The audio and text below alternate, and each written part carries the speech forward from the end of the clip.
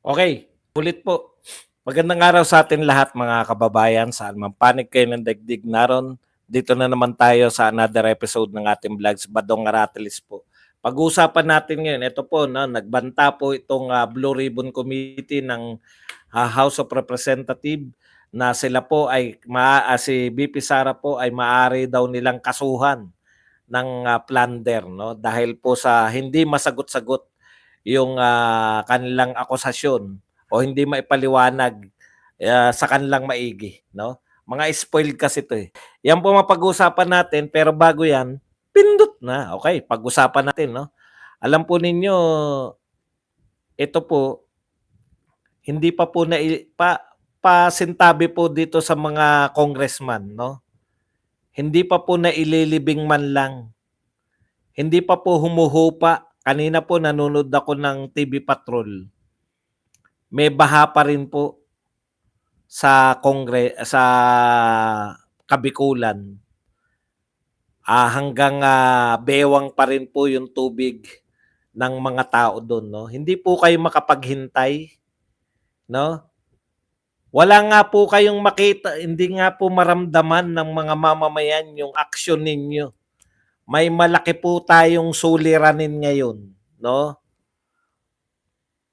na nakitaan po ng kapalpakan ng Pangulo ng Pilipinas dahil naikumpara po si Pangulong Duterte at saka tong kasalukuyang Pangulo, ang layo.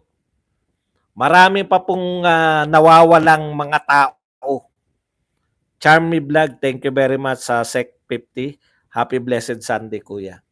Sa totoo lang po, yung Vice President po tumutugon pa ng kanyang suliranin. Alam nyo, kung ako matino, kung ako congressman at matino akong congressman na Gonzales, kung ako matinong congressman, tigil muna lahat. O matinong senador, titigilan ko muna lahat yung mga investigation. Uunahin ko yung kapakanan ng mga, naroon kami ngayon siguro, lahat ng congressman, yung mga congressman na kasama sa AAA, ang dami nyo di ba? Kasama ka ron lagi. Pag nag-AAA lang, walang baha, mamimigay lang ng ayuda, kasama kayo, buhos kayo. Sa Davao man, sa Batangas man, sa Cavite man, na hindi nyo constituents. Pupunta kayo ron para makadagdag po sa nag-EAA na tagahakot po kayo, tagapalakpak. Para po mas malakas yung palakpak kasi baka nakukulangan kayo sa palakpak. Hindi pa po humuhupa yung baha sa marami pong mga binaha. Kasalukuyan pa lang po naglilinis, nagwawalis. Papasukan nyo na naman ng issue na naman sa mga Duterte. Inunahan ko na po itong mga to. Alam ko yan ang gagawin. Issue na naman. Magkano po bang involved na pera na sinasabi nyo? Iba pa yan sa 125? Mas maliit. Mas maliit na pera, 100 ano lang to. Ang pinag-uusapan po natin dito, para po sa inyong kaalaman, tapos lahat na po. Bahang-baha kagad yung mga social media na kakasuhan si BP Sara. Okay, magkano pong pera ang pinag-uusapan? 112 million sa DepEd po, confidential fund ng DepEd. Ang tawag sa inyo mga makakapal ng mukha. Bakit po? Hindi pa humuhupa yung baha. Alam niyo po ba hinahanap sa Bicol? 61 billion na confidential fund na pondo para sa mawalan ng baha. Flood control. Naglaan kayo ng 61 billion. Bakit hindi yun ang una mong kasuhan? Yung involved dun sa 61 billion. Kasi mas malaki yun 61 billion. Ito, hinahabol nyo si BP Sara, 112 billion. Ilan na namatay sa DepEd nung may pondo si BP Sara na 112? Walang namatay dahil sa pondo ni BP Sara. Ilan na namatay sa Bicol? Ilan na namatay sa Cristin? As of now, 90. Di ba pwedeng unahin yung kasuhan yung mga dahilan ng kamatayan ng 90?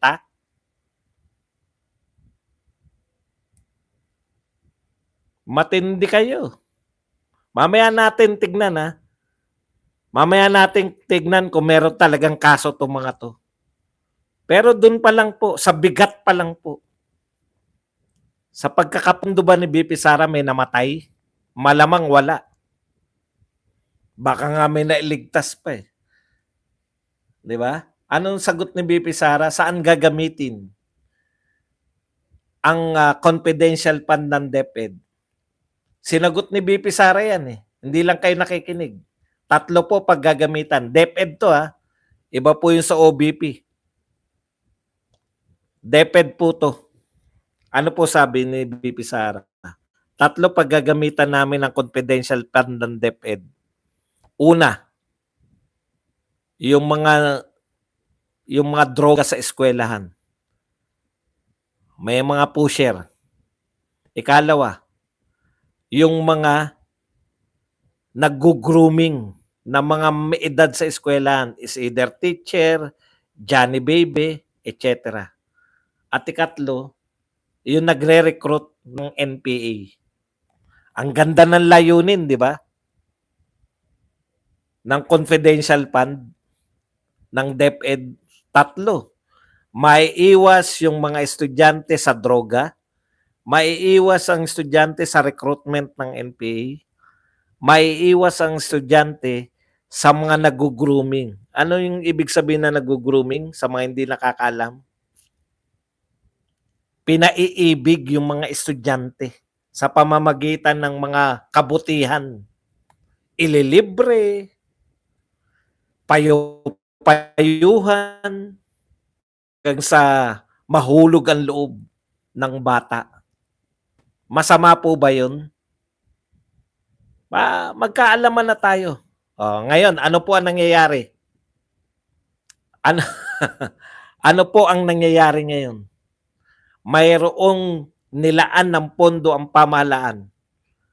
No? May nilaan na pondo. Flood control. Para saan? Para makontrol yung baha. Nakontrol ba yung baha? Hindi. Sa Bicol region alone, 61 billion according to Senator Villanueva.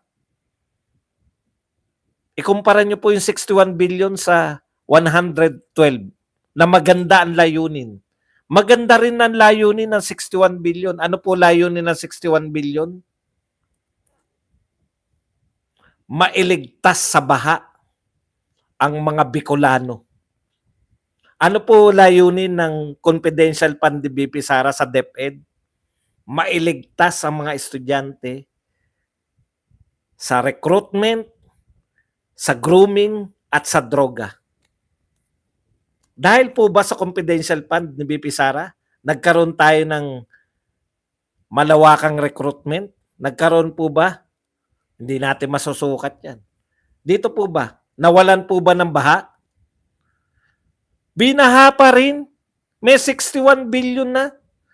Pero ang uunahin ninyong kasuhan, yung magandang layunin, hindi nyo naman masukat kung ito ba ay nakabawas, kung walang na-recruit o hindi. Kung ito ba ay walang na-grooming o hindi. Kung ito ba ay lumawak ba yung droga sa eskwelahan o hindi.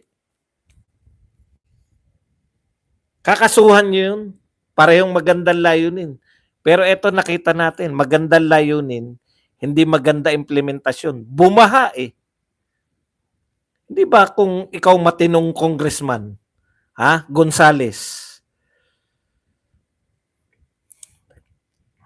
kung matino kang congressman, uunahin mo yung mga namatay dahil sa baha, kung gusto mo talagang magkaso, hindi nyo naman intensyon na magkaso talaga. Real talk po. Sa wordings nyo lang, babasahin natin yung mga sinasabi nila. Ang intensyon nyo, dahil pahiyang-pahiya yung leader ninyo sa Kongreso na namamahala ng pondo ng Pilipinas napahiya dahil binaha, ang daming namatay. Napahiya yung Pangulo mo dahil nagkamot ng ulo sa kasagsagan ng baha. Hindi alam ang gagawin, pahiyang-pahiya. Kinakailangan ninyo ngayon, siraan na yung si Sara Duterte para yung galit ng mamamayan, nakasalukuyan nakaburol yung 90 katao, unahin mo pang aksyonan yung imagination nyo na may ginawang kabalbalan si BP Sara, uunahin nyo pa kaysa sa tugunan kung bakit nakaburol yung mga 90 katao. May nawawala pa po, natabunan. Ibig sabihin, hinuhukay pa. Madadagdagan pa yan.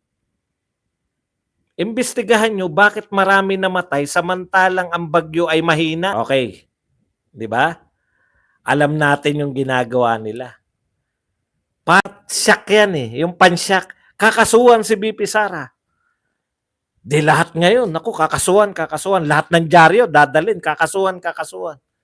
Makakalimutan natin ngayon yung galit natin sa mga namatay na unnecessary. Kung mayroon lang mga evacuation center. Hindi kami makakalimot. Lagi nang ipapaalala sa iyo, lalo na sa iyo, Dong Gonzales, ano ang ginagawa mo sa mga pondo ng baka ikaw meron kang imbestigahan din natin to. Tayo na po mag-imbestiga ngayon. Kayo po, yung mga taga riyan, saan ba to? Pampanga? Wala bang pondo to ng flood control? Wala po bang flood control sa Pampanga? Baka may pondo rin yan na flood control. Hindi rin napigilan ng baha. Expose po natin yan. Okay, basahin po natin ha. Totoo ba na magkakaso sila o hindi? Totoo ba na magkakaso sila o kunwa-kunwari lang para maano lang? Para magkaroon lang sila ng diversion lang. Diversion tactics lang ba yan? Basahin natin. Dong Gonzales, bago ka magdemanda. Demanda agad. Alam nyo, pakana lang na lang demanda, kunwari lang yan. Basahin natin kung talaga magdedemanda. O, ito po sinasabi. Pera ito ng taong bayan at kailangan natin tiyakin na ito ay nagamit ng tama. Kung ang Vice Presidente bilang pinuno ng DepEd noong panahong iyon ay hindi makapagbigay ng malinaw at sapat na paliwanag kung paano ginamit ang perang ito, tungkulin namin na ituloy ang kinakailangang mga legal na hakbang, kabilang ang kasong plunder upang maprotektahan ang interes ng publiko. Maingat din eh. Maingat din po yung wordings eh. Katulad po ng inaasahan natin, hindi nila direktang sinasabi na magsasampa kami ng reklamo. Ang sinasabi nila, sinabi lang nila yung kasong plunder, pero hindi nila sinabi na magsasampa kami ng kaso. Nakukuha nyo? Kaya nga question mark yung sa akin eh. Totoo ba na magsasampa kayo ng plunder? O ikalawang tanong. Ayan kasi in statement, October 27, ngayon po to. Gonzales press for clarity. Gusto niya lang maliwanagan regarding the questionable disbursement during the committee's hearing October 17, etc. Gonzales emphasized the need to accountability. Yan na naman yung salitang accountability, di ba? O sige, ano talaga ang gusto nila? The confidential fund in question were part of 150 million allocation to the DepEd for the programs addressing abuse prevention and school extremist effort and counterinsurgency. This was the first inclusion. Gonzales warned that the committee might be compelled to recommend a plunder case, an unbailable defense. O yan. Tignan nyo yung salita nila, might be compelled. No? Maaari naming irekomenda na magsampa ng plunder laban kay BP Sara. Okay. The question amounts significantly address that. Ano po yung ibig sabihin? Kasi gusto nila magpaliwanag si VP Sara. Hindi malinaw dito sa balita na 'to, eh. Dito tayo sa balita pa ng iba. Mas malinaw na pagbabalita diyan sa plunder na 'yan. Kaya sila sinasalo na lang po ng kanilang mga ano, nakukuha niyo ng kanilang mga eto, House panel, ICE plunder case versus Sara. O panay sa pamagat lang. Pero pag binasa mo talaga, wala naman talaga silang ano, plunder case against BP Sara while no case has been filed against Saldico. Our highlights. Unahin nyo muna magsampa ng kaso kay Saldico. Di ba? Kasi siya may nawawalang pondo. Kay BP Sara, intact eh. Okay. Sinabi po ba ng ko, ito po ang tanong eh. Maganda kasi may wordings eh. Saglit lang ha.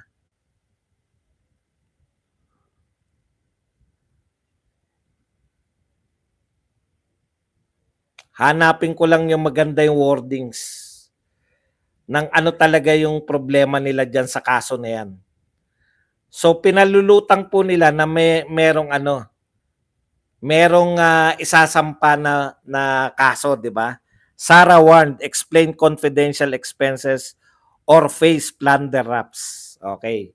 Yan, lumilinaw na, di ba? So ibig sabihin, kinakailangan, gusto ng mga ito, pinalalabas po na kinakailangan mag-explain si BP Sara ng kanyang confidential fund. O kaya, or siya po ay makakasuhan. Okay, news update. The House Committee on Good Government and Public Accountability may file a plunder case. Tignan nyo po yung wordings nila. May file. Maaaring kasuhan. Pwedeng i-recommendang kasuhan. So, ibig sabihin, hindi po sila sigurado. Parang yung dati na nilang technique to eh. Dati na po nilang technique yan. Hindi po nila naakusahan na may anomalya. Ang sinasabi lang nila, misuse of fund. No? Wala talaga. Okay. Wala talaga silang pwedeng ikaso na direkta. Na ang lagi lang may. No? May file. Ayan sabi may file a plunder case o kaya may recommend to file a plunder case. Hindi po sila nagtatanim kaso. Pinipress release lang po nila. Wala po silang balak talaga, kaya nga question mark yung nilagay ko eh. Dahil ang totoo po, wala silang balak magkaso. Ang totoo po, pinalalabas lang po nila na magkakaso sila. No? Tapos, ang dating po niyan, dahil mahilig lang tayo sa pamagat, mahilig lang po yung press natin sa pamagat, may file a case, plunder case. Ang reaction na, makakasuhan na dahil, di ba? So ano po yung purpose? Dalawa po yung purpose. Patuloy na masiraan yung Vice President, palabasin na may anomalya, palabasin na mayroong talagang kaso kahit wala naman silang balak i-file. Sigurado ka ba Badong na wala silang balak i-file? Opo, mamaya po sasabihin ko sa inyo kung bakit sigurado ko. O ikalawa, yun po yung una nila, no? Continuous na paninira kay BP Sara. Ikalawa, diversion na rin to. Samantalahin na natin. Baka ma-divert natin sa pagiging inutil ng ating presidente. Kung pag-uusapan na yung kaso, syempre magagalit yung mga Duterte supporters. Yan yung pag-uusapan. Wala naman ang kita nyo, hindi si Martin, hindi si Ko ang nagsasalita. Kung hindi si Gonzales, mga ano na yan eh. O sige, atakdog ka namin. Wala kang magagawa. Umatake ka. Wala silang magagawa eh. Magagalit yung tao kay Gonzales. Ligtas pa rin si Martin. Okay. Pero, Nada-divert na yung usapan. Nawala na rito sa, putyan, dami namatay, ang hinang bagyo. Marami namatay. Mahina talaga tong presidente natin. Daig pa ni Lenis. Kay Lenny nagbibigay ng donasyon, hindi sa gobyerno. Siran-sira talaga sila rito. Yung kamot ng ulo ng presidente at yung mga sinabi niya na hintayin nating humupa muna. Palpak na palpak po talaga. O, di ba? Nada-divert ngayon. Nagagalit tayo kay Gonzales kasi balak nila. Wala naman po silang ikakaso. Wala po silang ipapile. Bakit po? Kung magpapile sila ng kaso, edi meron silang basis. Plunder po, tandaan nyo, isa po yan sa basis ng isa po yan sa basis ng impeachment. Mas mahalaga po na ma-impeach si BP Sara. Kung seryoso si Gonzales, bakit wala pong salitang impeachment? Di ba? Hindi po sila seryoso. Kasi kung seryoso sila, ang may hold po sila, makinig lang po kayo saglit pag kinasuhan po nila ng impeachment, sila po kasi, mga congressman kasi yung magtatanggol dun sa Senado. Senado po, senador po yung magiging judge o sila po yung magja-judge. Ang prosecutor po, ang magpo-prosecute po sa vice president, yung mga congressman. Siguro napag-usapan nila, puta magmumukha tayong tanga. Wala naman tayong kaso Di ba? Wala tayong kaso kay BP Sara. Kaya palabasin na lang natin, kunwari kakasuhan natin ng plunder. Pambigla ba? Pambigla. Okay. Bakit po sigurado ko na hindi nila makakasuhan ng plunder? Ano po ba meaning ng plunder? Di ba? Ano po yung kasong plunder? Okay. Alam niyo po ba na sa Pilipinas lang po may plunder na kaso?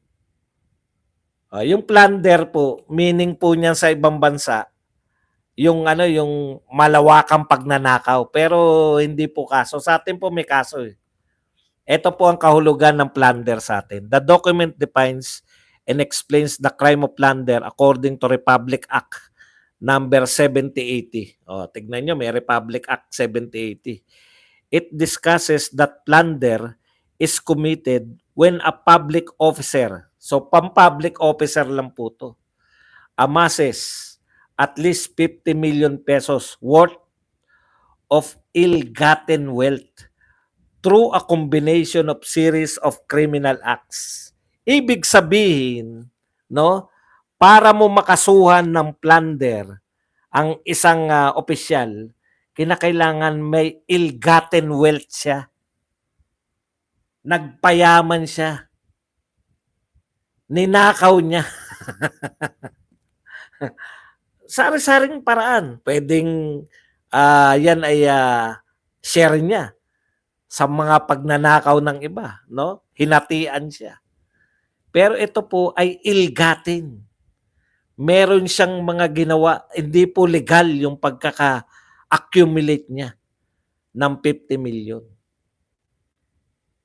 Sasabihin naman nila, puta 111 million nga to di pasok yan sa plunder.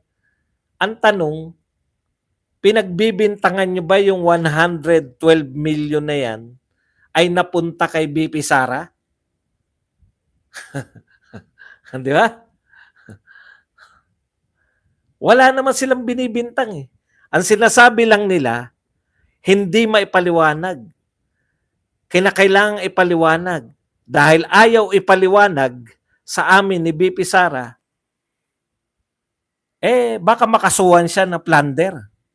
Ganun po yung wordings nila Mayroon siyang confidential fund na bahagi ng 150 million na confidential fund. Yung 112 million, hindi ayaw niyang mapaliwanag. Ayaw niyang ipaliwanag sa amin. Ayaw lang pala ipaliwanag sa inyo. Ang tanong, may kaso po ba yung ayaw ipaliwanag? Hindi raw nila maintindihan kung saan ginastos. Tanong, kaso po ba yung pag hindi nyo maintindihan? Ang plunder po, wala po dun sa hindi kasi namin maintindihan kung paano ginastos. Hindi po. Ang kaso pong plunder, mayroon siyang ninakaw. Nagkamal siya ng 50 million pataas. Yun po yun, ill-gotten wealth. Hindi nyo nga mabintang na ninakaw niya eh. Pinagbibintangan nyo ba si BP Sara na magnanakaw ng mahigit 50 million? Hindi. Anong bintang nila kay BP Sara? Hindi maipaliwanag sa amin. Ang tanong, bakit naman kailangan magpaliwanag sa inyo? COA ba kayo? Sa COA ba hindi nagpapaliwanag si BP Sara? Nagpapaliwanag. Pag may tanong ba ang COA, hindi pinapaliwanag ni BP Sara? Pinapaliwanag. Pag may question ng COA, sabi, mag-submit ka ng ganun. Hindi ba siya nagsasubmit? Nagsasubmit. So walang anomalya si BP Sara. Walang anomalya. Walang ninakaw na pera ayon sa COA. Walang ninakaw. Ano ikakaso nyo? Kung wala palang pagnanakaw. Pandarambong pala, pandarambong. Yun yung 50 million, pandarambong eh. Kung walang pandarambong na naganap, ano ikakaso nyo? Wala. Sinabi ba namin na magkakaso kami? Kayo lang, mga vlogger lang ni Duterte nagsabi niyan. Baka balik ta rin pa tayo. Press release lang nila. Dahil hindi may paliwanag ni BP Sara yung 112 million, baka makasuhan siya. Baka makasuhan siya. Eh baka lang pala eh. Maaari siyang makasuhan. Maaari lang pala eh. Sinabi ba nila nakakasuhan nila? Hindi. Bakit po? Wala namang impeachment eh. Kung may kaso si BP Sara, matagal na silang hinamon ni BP Sara at pahiyang-pahiya na sila dito. Ano sabi ni BP Sara sa kanya interview? Wala silang kaso sa akin. Napag-aralan ko na yan. Yung impeachment. Wala silang maikakaso sa akin. Kaya walang impeachment. Eh ano yung sinasabing kaso? Labas sa impeachment yun. Sabi lang nila yun. Okay. Paano ka talaga nakasigurado ba doon? Kasi, eto ang tanong. Taliwas sa gustong palabasin na to na kinakailangan magpaliwanag si BP Sara, sino ba nagpapaliwanag sa kaso? Basahin natin. Pag ikaw nagkaso, kaya mali si Dan Fernandez eh. Di ba sabi niya na-shift na daw kay Bato? Si Bato na raw ang kinakailangan magpatunay. The burden of proof shifted to Bato. Mali po yun. Sino po ang may burden of proof? Ang ibig sabihin po ng burden of proof, sino po ang dapat nagpapatunay? Yung mga nagbintang. Basahin natin. The burden of proof is on the prosecution. And unless it discharges that burden, the accused need not even offer evidence in his behalf and he would be entitled to an acquittal. Papaunawa ko po sa inyo yung sinasabi ng batas. Ha? Pag pinagbintangan nyo si BP Sara na nagplunder, na kamal ng 50 million mahigit, na nandambong. Yan, nandambong. Pag pinagbintangan nyo si BP Sara, nandambong ka, 112 million yung dinambong mo. Papatunayan mo. Ikaw ang magpapatunay, Dong Gonzales. Hindi si BP Sara magpapaliwanag. Yan ang ayon sa batas. Hindi ko alam. Kaya alam ni BP Sara wala kayong kaso eh. Hindi ko alam kung attorney ka o hindi. Sigurado kami attorney si BP Sara eh. Kaya sinabi niya wala kayong kaso sa kanya. Pag sinabi niyong nandambong si BP Sara, nagnakaw ng mahigit 50 million. Kayo magpapatunay. Pwede bang hindi sumagot si VP Sara? Ayun sabi, the accused need not even offer evidence in his behalf. Ang akusado ay hindi kinakailangang maglabas ng anumang ebidensya. Ang maglalabas lang ng ebidensya yung nag-aakusa. Ikaw, Gonzales, ang maglabas ng ebidensya na ninakaw yan ni VP Sara. Ano lang yung ebidensya ni Gonzales? Hindi raw maipaliwanag ni VP Sara. Bakit ka naman pagpapaliwanagan? Kung hindi mo naiintindihan, ano magagawa namin? May magagawa ba? Si VP Sara kung hindi mo naintindihan na hindi kinakailangang magpaliwanag sa inyo? Lalo na kung tinanggalan nyo na ng pondo. Hindi po, mali po nga Sa plunder po, kahit tumahimik lang si VP Sara, wala pong pwedeng mangyari. Kinakailangan ang magpatunay na may plunder na naganap. Paano po magkakaroon ng plunder? Ganito po ang ebidensya dapat ni Dong Gonzales. Meron po kaming paper trail na itong pera ng DepEd ay nilagay po ni VP Sara sa bangkong ganito. Paano mo nalaman na si VP Sara yan? Nakapirma, Shirley de la Puente. Sa harap ko po pumirma si VP Sara na Shirley de la Puente. Natatandaan niyo yun? Kung nakasubaybay kayo nun sa paano mo nalaman na Jose Velarde ay si President Estrada? Sa harap ko po pumirma ng Jose Velarde. Ikaw ang magpatunay na magnanakaw si VP Sara. Mandarambong pala. May akusasyon ba man lang? Hindi nga nila maakusahan. Wala silang maakus. Akusa pa lang Akusa pa lang. Hindi na nila maakusahan. Kasi pag inakusahan mo, ikaw ang magpapatunay sa akusasyon mo, hindi si VP Sara. Yun po yun. Yun po yung meaning nun. Kaya natitiyak tayo na ito press release lang. Hinahamon natin si Dong Gonzales. Wala na po yan. Wala na po yan. Panay kayo tokis. Imbestigahan nyo yung 61 billion ng Bicol. Imbestigahan nyo yung mga budget. Sana puntay ang mga flood control. Hindi na po kami titigil. Yung mamamayang Pilipino po, dahil mauulit at mauulit yan hindi po kami titigil. Kayo, dinambong ni VP Sara, patunayan mo. Sana punta yung pera. Ano binili niya? Huwag na tayong paloko dyan sa mga tukmol na yan. Nagbibintang kayo ng plunder, wala kayong patunay.